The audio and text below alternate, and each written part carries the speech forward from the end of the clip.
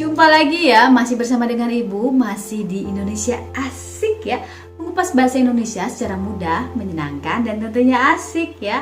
Oke, jika di video sebelumnya Ibu menjelaskan unsur intrinsik sampai pada alur ya. Nah, di video ini Ibu akan lanjutkan mengenai unsur intrinsik yang ke-6, yaitu setting atau latar ya di dalam drama ya. Setting ataupun latar ini disebut juga dengan kejadian cerita ya, atau latar cerita ya.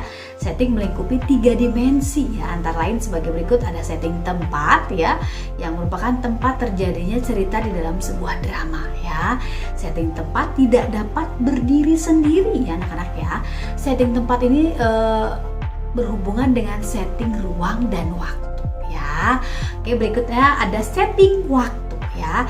Setting waktu merupakan waktu, zaman ataupun periode sejarah terjadinya cerita di dalam sebuah drama ya.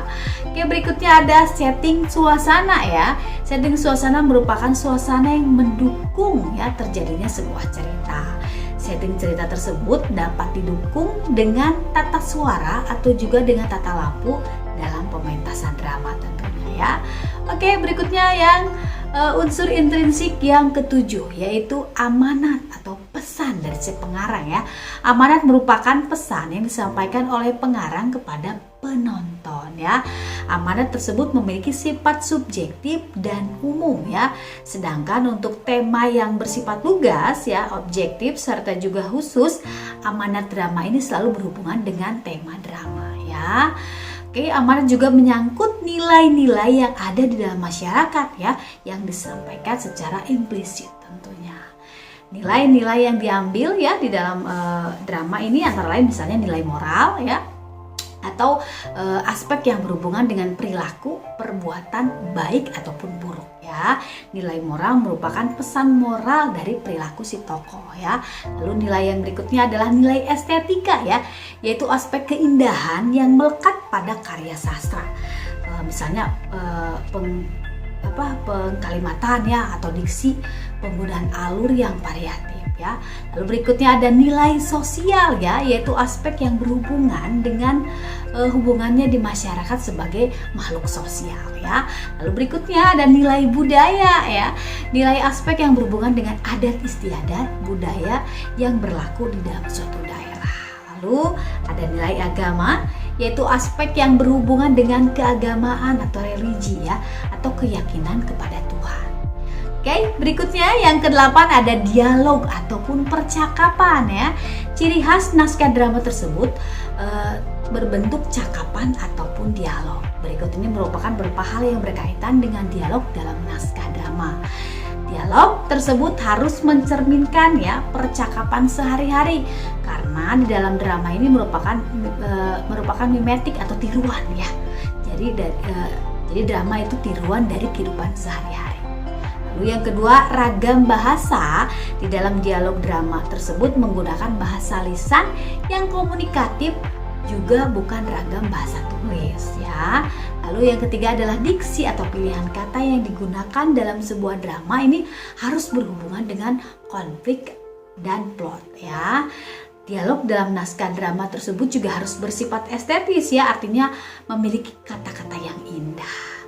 Dialog juga harus dapat mewakili tokoh yang dibawakan, baik itu watak secara psikologis, sosialis, ataupun juga fisiologis ya.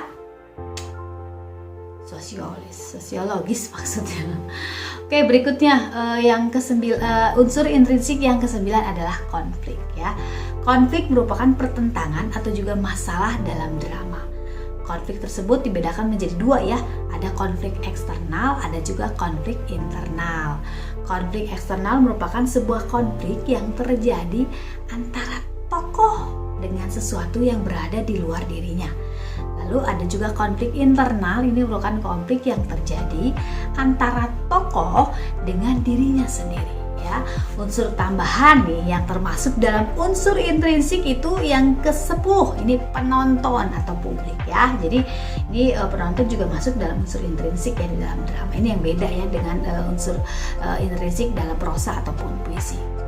Ide atau gagasan pengarang Penonton atau publik yang dimaksud di sini adalah penonton yang aktif tentunya ya, yang mampu memahami drama yang disalurkan lewat para pelaku ya. Jadi maksudnya penonton juga mempengaruhi di dalam terjadinya sebuah drama ya. Oke, berikutnya ada tata pentas, dekorasi dan artistik ya. Tata pentas dalam pementasan drama biasanya disesuaikan dengan kebutuhan lakon atau penontonnya. Dalam hal ini, penonton diberi kenyamanan dan lakon diberi kemudahan dalam pengimajinasiannya. Oleh karena itu, tata pentas ataupun artistik ini yang baik itu biasanya sangat mendukung terjadinya sebuah pementasan yang baik ya. Oke, berikutnya yang ke-12 untuk unsur intrinsik yang ke-12 adalah tata rias atau make up ya, dan juga tata busana ataupun kostum ya.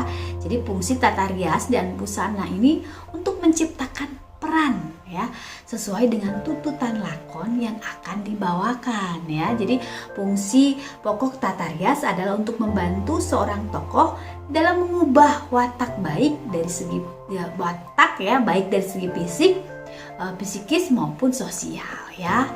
Oke. Langsung lanjut lagi ya. Tujuan utama dari tata rias adalah untuk memberikan tekanan terhadap peran yang akan dibawakan oleh seorang pemain ya. Tata busana juga membantu seorang pemain dalam membawakan peran sesuai dengan tuntutan lakon melalui latihan penyesuaian diri dengan rias dan kostum yang dipakainya ya. Oke, berikutnya yang ke-13 atau tata lampu atau dikenal dengan istilah lighting ya. Tata lampu bertujuan untuk memberikan pengaruh psikologis ya, pengaruh psikologis seorang pemain yang sekaligus berfungsi sebagai ilustrasi atau hiasan serta sebagai penunjuk waktu dan suasana pentas yang berlangsung ya. Maksudnya di sini dengan lighting misalnya warnanya orange ya, ini menunjukkan misalnya pagi hari ya, atau kalau warnanya mulai biru terang misalnya ini menunjukkan siang hari ya, dan lain sebagainya. Atau bisa juga menunjukkan suasana ya, misalnya kalau misalnya lightingnya warna merah, biasanya tokoh yang ada di situ misalnya sedang marah, sedang cemburu, sedang kecewa. Ataupun misalnya kalau lightingnya hijau, nah misalnya menunjukkan perasaan-perasaan ya, seperti itu. Lalu berikutnya yang ke-14 ya, unsur intrinsik lah yang ke-14 adalah tata suara atau ilustrasi musik ya. Dalam pementasan drama, ilustrasi musik dapat juga menjadi bagian dari lakon ya. Akan tetapi yang paling banyak adalah sebagai ilustrasi pembuka ya. Sedangkan tata suara ini juga berfungsi untuk memberikan efek suara yang akan membantu seorang pemain untuk menguatkan penghayatan perannya ya. Jadi misalnya kalau musiknya tegang jeng ya, seperti itu misalnya ini si aktor ini akan lebih menghayati perannya ya. Jadi kalau musiknya agak meninggi, menegang seperti itu ya, jadi aktornya jadi akan lebih bersemangat ya di dalam memainkan perannya. Oke, berikutnya unsur yang ke-15 ini adalah tempat atau lokasi pertunjukan ya. Unsur tempat ya dalam sebuah drama adalah suatu tempat yang dapat digunakan sebagai pertunjukan ya. Perlu dicatat ya, dalam hal ini tempat yang dimaksud adalah gedung ya, lapangan ataupun juga arena ya. Jadi tempat ini tidak hanya dibutuhkan oleh pemain, namun juga dibutuhkan juga oleh penonton ya. Karena menurut seorang ahli ya,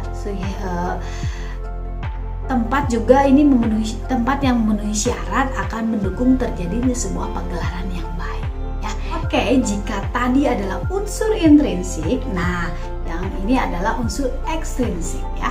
Unsur ekstrinsik dalam drama merupakan unsur yang datang dari luar ya, namun mempengaruhi sebuah cerita yang disajikan ya. Artinya unsur ekstrinsik tidak terlibat pada jalan cerita, namun keberadaan unsur ini sangat mempengaruhi perkembangan sebuah cerita. Oleh karena itu, dapat dijumpai kasus sebuah drama yang terbengkalai ya maknanya karena faktor ini ya, karena unsur ekstrinsik ini diabaikan ya. Oke, yang termasuk unsur ekstrinsik ya dalam sebuah drama misalnya faktor ekonomi ya, atau juga faktor politik ya, atau faktor sosial budaya, faktor pendidikan, faktor kesehatan, faktor psikologis pemain dan kru, dan kebijakan pemerintah dan lain sebagainya ya.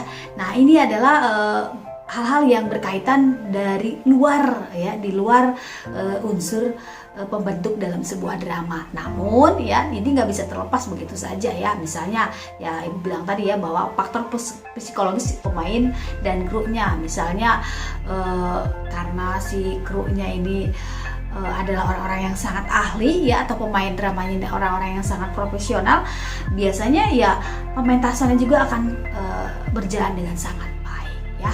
Oke, demikian video Ibu kali ini ya mengenai unsur intrinsik dan ekstrinsik. Ibu akan jelaskan lagi mengenai drama dan hal-hal yang sangat berkaitan dalam drama atau yang mempengaruhi drama juga akan Ibu jelaskan di video berikutnya ya. Kita sudahkan saja dulu video kali ini ya. Kita jumpa lagi di video berikutnya. Tetap di Indonesia Asyik ya. Bye.